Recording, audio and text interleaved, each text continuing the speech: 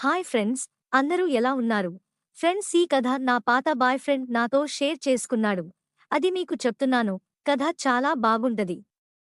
Skip చేయకుండా మొత్తం చూసేయండి. అలాగే నాదొక చిన్న రిక్వెస్ట్, మీకోసం కష్టపడి వీడియోస్ చేస్తున్నాను. నా కోసం ఒక చిన్న లైక్ కొట్టి సబ్స్క్రైబ్ చేసుకుంటారని ఆశిస్తున్నాను. నా పేరు నీలిమ. ఒక 2 సంవత్సరాల క్రితం ప్రదీప్తో నాకు బ్రేకప్ అయింది. దానికి కారణం కూడా నేనే లేండి. అతనొక యావరేజ్ అబ్బాయి. నా వెంటపడుతూ ఉండేవాడు. నాకు లవ్ అంటే ఏంటో తెలియక అతనికి పడిపోయాను. మా మధ్య లైట్‌గా టిఫిన్ కార్యక్రమాలు జరిగాయి. ఒక సంవత్సరం నా బర్త్‌డేకి మా ఫ్రెండ్స్ అందరినీ పిలిచాను. నా బాయ్ ఫ్రెండ్ ప్రదీప్‌ను కూడా పిలిచాను. కేక్ కటింగ్ అయిపోయాక అందరికీ అతన్ని పరిచయం చేశాను. అందరూ నాతో ఇలా అన్నారు: "నీ సెలక్షన్ సూపర్ ఉంటది. బట్ ఇందులో అంతగా లేదు" అని. అయినా కూడా కొన్ని రోజులు మేము ప్రేమలో ఉన్నాం. కొన్ని కారణాల వల్ల మేమిద్దరం విడిపోయాం. అప్పటినుంచి మేము కలవలేదు. అతను నాకు చాలాసార్లు కాల్ చేశాడు. బట్ నేను రెస్పాండ్ అవ్వలేదు. అలా ఇంకో సంవత్సరం గడిచింది. తర్వాత నాకే ఎందుకో అతనికి కాల్ చేయాలి అనిపించి అతడికి కాల్ చేశాను. నేను కాల్ చేస్తే అతను చాలా హ్యాపీ అవుతాడు అనుకున్నాను. బట్ అతను ఎక్కువగా హ్యాపీగా ఉన్నట్లు అనిపించలేదు. ఒకసారి మీట్ అవుదాం అని అడిగాను. అతను ఓకే చెప్పి ప్లేస్ చెప్పాడు. అక్కడ కలిసి కాఫీ తాగుతూ మాట్లాడుకుంటున్నాం. ఇంతలో ఒక అందమైన అమ్మాయి వైట్ కలర్ చుడిదార్లో వచ్చి, "హాయ్ స్వీట్ హార్ట్, ఎలా ఉన్నావ్? నిన్ను చాలా మిస్ అవుతున్నాను" అంటూ అతన్ని హగ్ చేసుకుని బుగ్గ మీద కిస్ చేసి, "ఖాళీ ఉంటే ఒకసారి మా ఇంటికి వచ్చేయ్, నీతో చాలా పని ఉంది. మా ఆయన రావడానికి ఇంకా నెల పడుతుంది" అన్నది. ఓకే ఆంటీ అని లేచి ఆవిడను హగ్ చేసుకుని బాయ్ చెప్పాడు. నేను అతడిని ఎవరు తను అని అడిగాను. నాకు తెలిసిన ఆవిడ అని టాపిక్ మార్చేశాడు. మేము కొద్దిసేపు మాట్లాడుకుని వెళ్ళిపోయాం. మళ్ళీ ఒక 2 వారాల తర్వాత అతని నుంచి ఒక ఇన్విటేషన్ వచ్చింది. ఆ రోజు అతడి బర్త్‌డే, సో నన్ను ఇన్వైట్ చేశాడు. నేను ఇంట్లోనా అని అడిగాను. లేదు, నాకు తెలిసిన వాళ్ళ ఇంట్లో అని చెప్పాడు. సరే ఎక్కడా అని అడిగితే, నువ్వు మీ ఇంటి దగ్గరే ఉండు, నేను పిక్ చేసుకుంటాను అని చెప్పాడు. నేను ఓకే అని వెయిట్ చేస్తుంటే అతనొచ్చో పిక్ చేసుకుని ఒక ఇంటికి తీసుకెళ్ళాడు.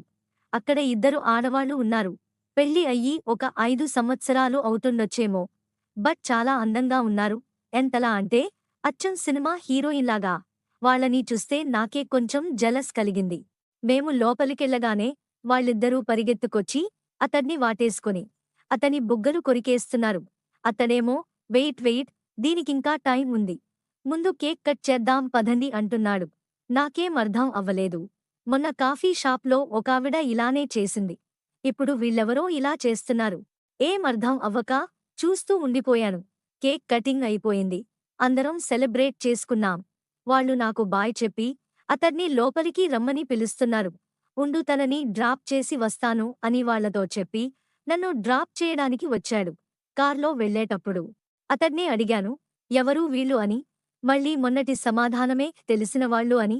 నాకు కోపం వచ్చి, నిజం చెప్తావా లేదా? తెలిసినవాళ్ళు నీతో ఇలా ఉంటారా అని అడిగాను.